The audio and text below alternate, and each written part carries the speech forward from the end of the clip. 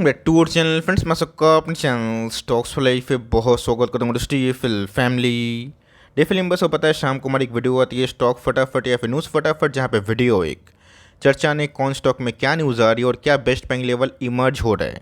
इतना मैं आप सबके लिए होमवर्क करके लाता हूँ। उससे रिक्वेस्ट है वीडियो के एंड तक बने रहे, क्योंकि आज के दिन बहुत बड़ी बड़ी अपडेट्स हैं। चैनल फर्स्ट टाइम होंगे सब्सक्राइब कर सकते हैं। इस तरह की क्वालिटी कंटेंट को सबसे पहले एक्सेस करने के लिए now without taking any for time let's begin. तो बात की जाए भारतीय शेयर बाज़ार की, थोड़ी सी हरियाली हमें देखने को मिली। जो हमने सेल ऑफ पूरे इंटायर वीक विटनेस किया, बट वही हाल है दोस्तों, डेली के डेली एफआईएस ठान लिए हैं कि बाज़ार को तोड़ना ही है। आज भी अगर आप देखें तो एफआईएस ने तकरीबन 5500 करोड़ के अप्रॉक्स माल बेचा है दोस्तों। डीएस की बात की जाए, वो कंटिन्यूसली बाज़ार को सपोर्ट तो कर रहे हैं, लेकिन यस इतना दोस्तों अनएक्सपेक्टेड जो सेल ऑफ है ना, यहाँ पे किसी ने उम्मीद नहीं किया था। तो दोस्तों ऐसा लग रहा है कि भारत छोड़ो आंदोलन हो रहा है। जिस हिसाब से गैस एफआईएस भारत से भाग रहे हैं ना, बहुत सारे मल्टीपल कारण भी हमें देखने को मिल सकते हैं। बहुत लोग तो ऐसा ही बोल रहे हैं कि निफ्टी 50 की इस बार कंपनी उतनी कामयाबी से नंबर्स को नहीं पेश किए, चाहे वो रिलायंस की बात की जाए, आईटी कंपनीज़ की बात की जाए, या फिर दूसरे स्टॉक्स की बात की जाए, ऑटोज़ की। लेकिन यस अभी देखना बाकी है कि बैंकिंग स्टॉक्स के नंबर्स कैसे आते हैं, बिकॉज ये आंकड़े दोस्तों इतने बड़े हैं ना, इतने बड़े हैं।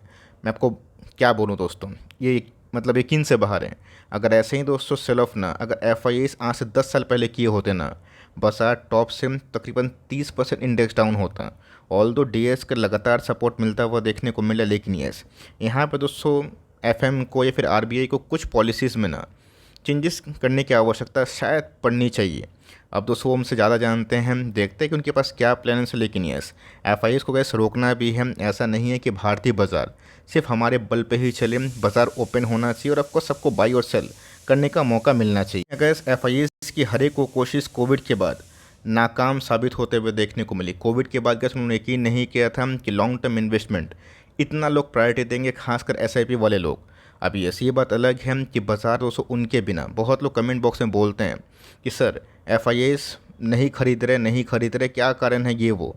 लेकिन उसमें बताना चाहूँगा कि अगर आप आंकड़े देखें ना, आप सोच के देखें कि एफआईएस ने कोविड के बाद क्या क्या ही बाइंग करी है, कहाँ ही बाइंग करी है।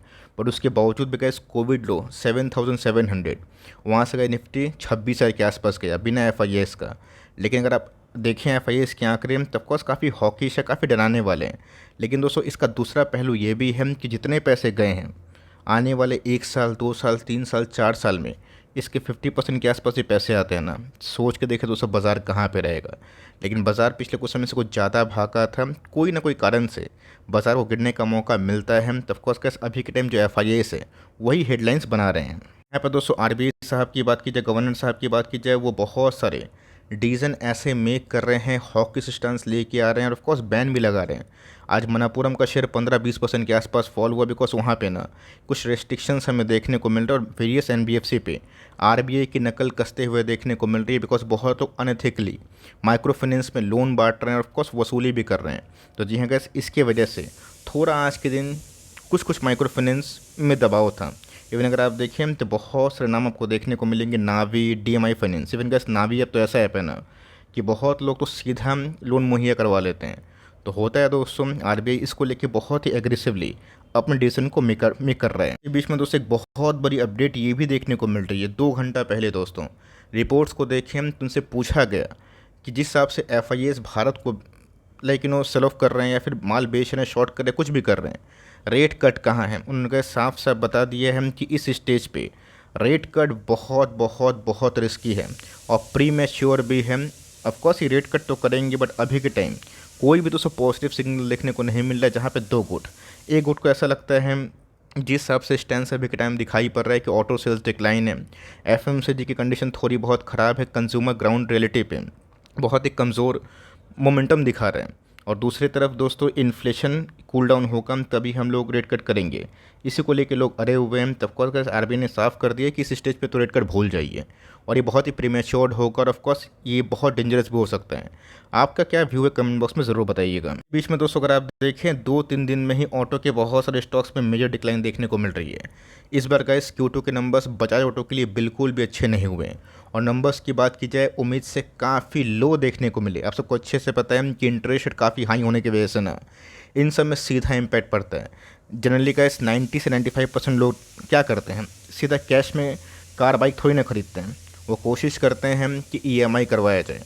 अब ईएमआई का रेट इतना हाई रहेगा तो फेस्टिव सीजन में फीका पड़ जाएगा दोस्तों, और इसी की वजह से कंपनी के प्रॉफिट मार्जिन्स ना कम हुए, श्रिंक हुए, और कंपनी के नेट प्रॉफिट बहुत ही ख़राब हुए। इसलिए गैस बस 5 दिनों में ही, 3 दिनों में ही, 2 दिनों में ही स्टॉक लगभग अपने टॉप से 20-25% टूट चुका है। कंपनी ख़राब नहीं है, बट मैंने क्या बताया कि एक समय दोस्तों ऑटो स्टॉक्स को मेजर टेलविंड्स मिला था और लगातार भाग रहे थे हम सारे के सारे stocks, Mahindra and Mahindra, Tata Motors, Bajaj auto, सब भाग रहे थे। हम कंपनी हाई डिविडेंड पे करती है, इस बात को अब भूलिएगा मत। कंपनी अच्छी है, बट यस एक लेवल्स के बाद दोस्तों छोड़ना ही मुनासिब होता है। कंपनी ख़राब नहीं है, निवेशित है तो निवेशित रहें, लेकिन जल्दीबाजी घुसने का मुझे लगता है कि थोड़ा स्टेबिलिटी आने दीजिए। प्राइस करेक्शन अगर होता है तो लेवल्स बहुत ही इंपॉर्टेंट हो जाते हैं। देखते हैं दोस्तों कि ये कंपनी कहाँ जाके स्टेबलाइज होती है। कैप की बात की जाए, कल के नंबर्स के बाद बहुत लोग हॉकिश रिमार्क कर रहे थे, बट यस आज गैस स्टॉक गिरा। ऐसा नहीं कि स्टॉक नहीं गिरा, स्टॉक तकरीबन 500 पॉइंट के आसपास फॉल हुआ आज के डे हाई से, तकरीबन 206-8% के आसपास मेगा फॉल आज पॉलीकैब में देखने को मिली। बट वही कहानी है कि रिकवरी भी देखने को मिली। मतलब यहाँ पे कौन सा बायर घुसा जिनको पता है कि अर्निंग क्वालिटीज़ उतनी ख़राब नहीं थी। बहुत लोग एस्टीमेट मिस हो गया, इसको लेके कमेंट बॉक्स में लिख भी रहते हैं। ये ऐसे एस्टीमेट कभी कभी मीट होते हैं, कभी बीट होते हैं, और कभी मिस भी होते हैं। इसका मतलब ये नहीं कि कंपनी ख़राब हो गई। आप 20 साल का हॉरिजन बना के रखें, उसमें 80-100 क्वार्टर आ रहे हैं, उसमें अगर आप सोचेंगे कि हर क्वार्टर एस्टीमेट बीट होना, ये इम्पॉसिबल है दोस्तों। इसी बीच में जो थामे रहते हैं हाथ और कंपेयर करना जानते हैं, आपको पॉलीकैब को कंपेयर करना है तो केआई से बिल्कुल मत करिए। केआई अभी बहुत छोटी कंपनी है as compare to Polycab.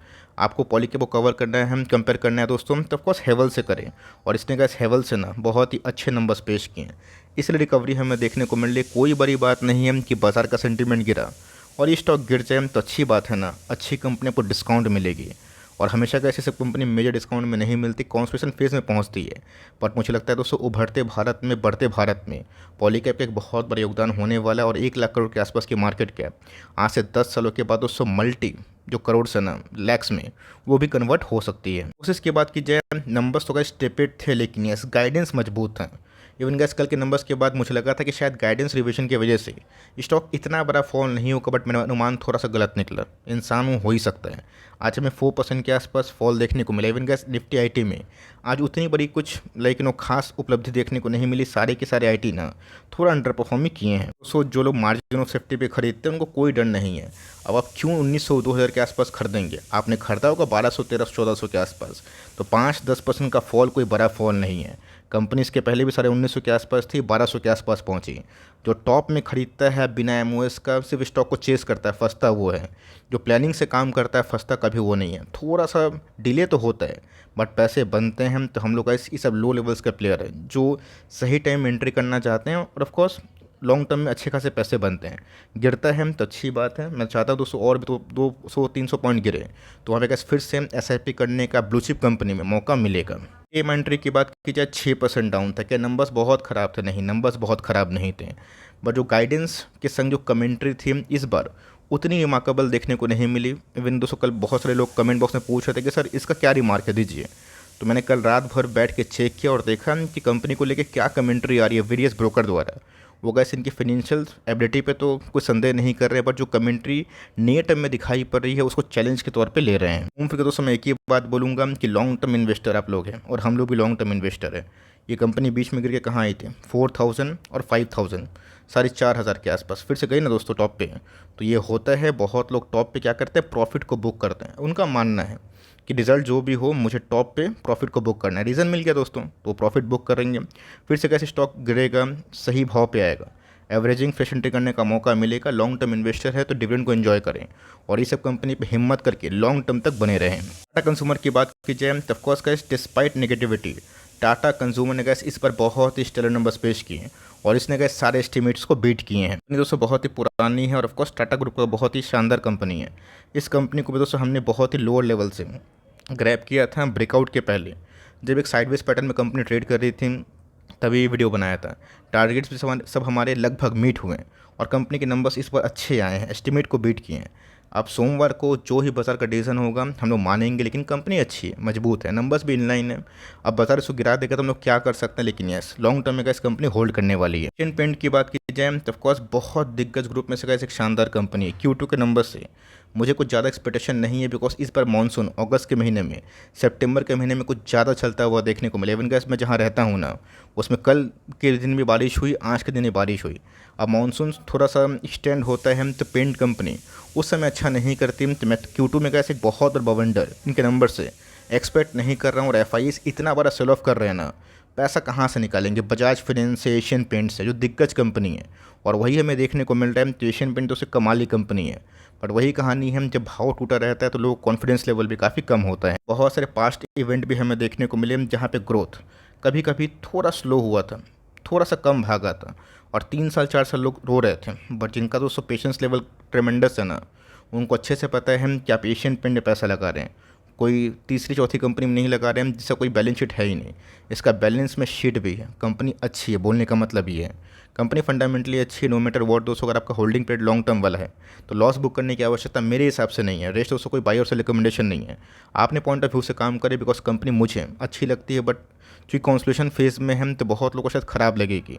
Yes, मैं ये नहीं बोलूँगा कि इन सब कंपनी में जो ग्रोथ हमने डायनामिक केबल्स, टीना रबर, इन सब में देखा था, KPI ग्रीन, उस हिसाब से ग्रोथ देखा। बिकॉज कंपनी हाथी है, ये सब मत सोचिए। बट यस, अगर आपको FD को बीट करना है डबल रेट से, तो मुझे लगता है कि इसकी आराम से कंपनी पेंट वाली अभी भी सक्षम है। पेटी की बात की जाए तो बहुत ही अच्छी कंपनी है। बट इस हिसाब से गैस ऑटो सेल्स में हमें धुलाई और पिटाई देखने को मिल रही है। काफ़ी इंटरेस्टिंग दोस्तों क्वार्टर होने वाला है। क्वार्टर के समय दोस्तों इनके जो MD थे उन्होंने बोला भी था कि गाइडेंस में अगर कुछ रिवीजन होगा प्लस माइनस का तो Q2 के बाद ही देंगे। सेकेंड हाफ में क्या होगा उसको लेके तो मेरी गाइस खास फोकस इनकी गाइडेंस को लेके होने वाली। गाइडेंस अगर सही होगा तो कंपनी बहुत ही अच्छे पैसे बनाएगी, बहुत ज़्यादा स्ट्रॉन्ग दोस्तों ट्रेडिंग को सपोर्ट के रूप में काम करके कंपनी हमेशा से ही पैसे बनाई। और 270 के लेवल से गए हमने इस कंपनी में 1950 को भाव भी देखा। तो हमारी तो ऐसी कंपनी मल्टी बैगर है, पर जो टॉप में खरीदते हैं उनको प्लस माइनस थोड़ा डर लगता है। बट कंपनी अच्छे है, वेल प्लेस्ड है और काफ़ी स्ट्रॉन्ग फाइनेंशियल्स है। रबर की बात की जाए, आप सबको अच्छे से पता है दोस्तों कि बोनस के पहले, कॉर्पोरेट इवेंट के पहले हमने इस कंपनी पे कहाँ पोजीशन बनाया था। ये हो गए, KPI ग्रीन हो गए और वेरियस कंपनी हो गए दोस्तों, जिसने ट्रेमेंडस पैसे बना के दिए। क्या मैंने कभी सोचा था? बिल्कुल भी नहीं।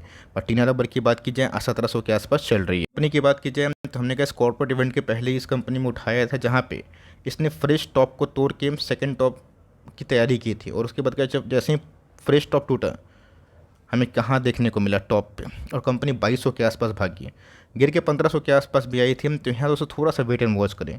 स्टॉक थोड़ा सा एक्सपेंसिव है, प्रीमियम में चल रहा है, बट कंपनी ने क्या रिटर्न्स दिए हैं ना वो बहुत ही अच्छे हैं। यहाँ पे कैसे एंट्री करने से थोड़ा सा रिस्क तो रहता है डाउन साइड का, लेकिन जो पुराने निवेशक हैं आप चाहें तो अपने कैपिटल को निकाल के प्रॉफिट को छोड़ सकते हैं। अगर कंपनी यहाँ से मल्टीपल बन गई तो अच्छी बात है, वरना अगर आप 10-20 लगा के मल्टीपल टाइम्स पैसे कमाए हैं और आपको लगता है कि छोड़ देना चाहिए चाहे जो भी हो, तो कंपनी के बैलेंस शीट अकॉर्डिंग और अर्निंग्स के पॉइंट ऑफ व्यू से बहुत ही नंबर्स अच्छे आए हैं। नेटवेव की बात की जाए, कल का दिन दोस्तों बहुत इंटरेस्टिंग होगा, बहुत ही क्लोजली मैं नेटवेव को ट्रैक कर रहा हूँ। बिकॉज इनके गाइडेंस पिछले कुछ समय से काफ़ी बढ़े हुए हैं। उनके नंबर्स बहुत ही ख़राब थे, बट दोस्तों बहुत लोग उस समय भी कंप्लेन किए थे कि सर नंबर्स इतने ख़राब है, वैल्यूएशन इतने ज़्यादा है, ये 1000 के आसपास आएगा, 1200। ऐसा दोस्तों आया ही नहीं। और Q1 से लेकर Q2 फिर से अपने टॉप पे पहुंच चुका है। क्यों? तो Q1 दोस्तों इनका वीक सीजन होता है और Q2 से कंपनी एक्सेलेरेट मोड पे जाती है।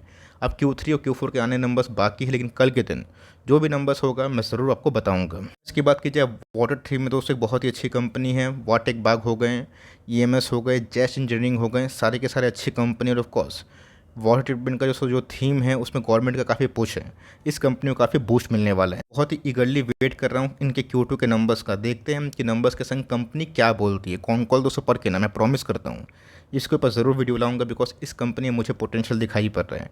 डेफरी टाइप कंपनी है, अच्छा बैलेंस शीट है, और सबसे इंपॉर्टेंट 27 के P मल्टीपल मिल रहा है। छोटी कंपनी है, गवर्नमेंट का पुश रहा तो कंपनी यहाँ से भी काफ़ी अच्छे पैसे बना सकती है।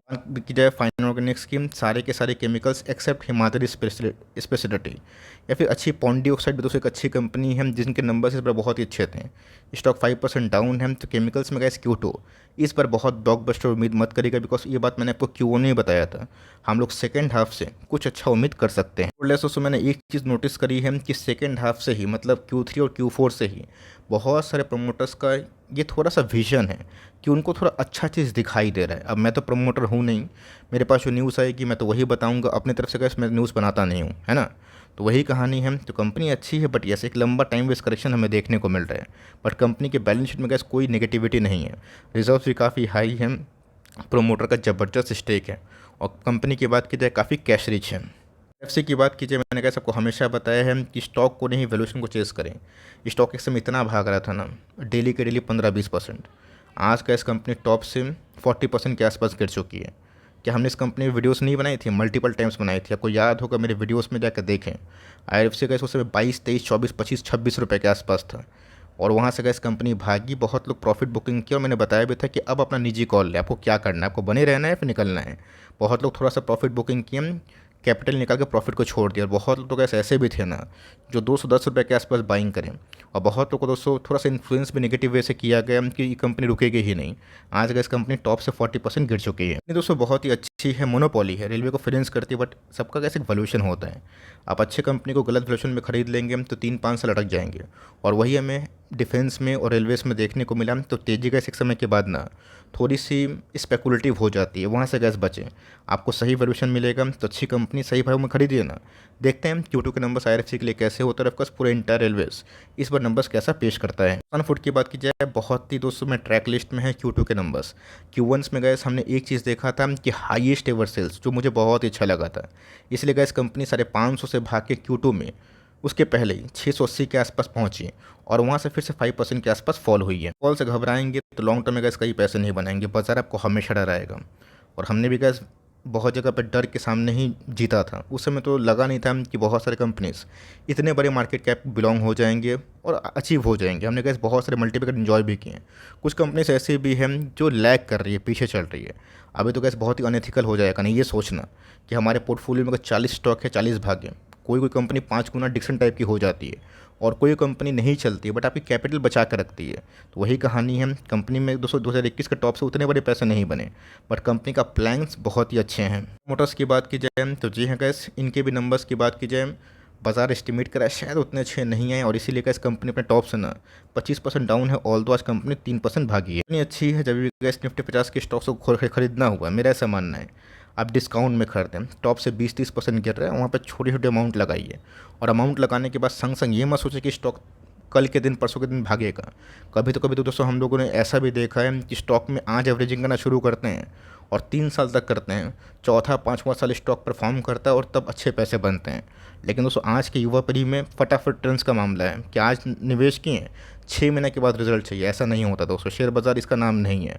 वो तो हमारा लक बहुत अच्छा था कि इन्फ्लोज काफ़ी मजबूत थे, शेयर बाज़ार बहुत भागा, बट बाज़ार कमज़ोर होगा तब दोस्तों असली खेला समझ में आएगा और तब लोगों को वैल्यूएशन का मतलब भी समझ में आएगा। एसएमसी ग्लोबल सिक्योरिटीज़ की बात की जाए तो ऑफकोर्स कैसे ये भी कंपनी एक बहुत ही लो पीयू कमांड करती है और कंपनी बैलेंस शीट के पॉइंट ऑफ व्यू से काफ़ी अट्रैक्टिव है और हमें 8 के पी मल्टीपल में 2% के आसपास यील्ड देती है। अगर आप इस कंपनी को चाहे तो ट्रैक एंड वॉच कर सकते हैं एंजल वन के संग। ये कंपनी में कैसे मुझे बहुत ही लो पी वाली लगती है। 2022-23 में कॉन्सोलिडेशन फेज था, उसका तो स्टॉक काफ़ी भागा है। कंपनी अच्छी है, आप इस कंपनी के Q2 के नंबर्स के बाद अपना कॉल ले सकते हैं। बट यस, अपने वॉच लिस्ट में एसएमसी ग्लोबल को आप ज़रूर लगा सकते हैं। मदरसन सुमी वायरिंग की बात की जाए, ये भी गैस वायरिंग में एक अच्छी कंपनी हमें देखने को मिलती है जो मदरसन से डिमर्ज होकर लिस्ट होते हुए दिखाई दी थी। 200 के लिस्ट में गैस ये कंपनी मुझे अच्छी काबिल प्लेयर दिखाई पड़ती है। मार्केट कैप की बात की जाए 28,000 करोड़, 42 के पी के संग 1.5% के आसपास यील्ड है। ऑफकोर्स मदरसन का एक बहुत ही पुराना और फेमस नाम है, अच्छी कंपनी है, बिलो 170 के आसपास।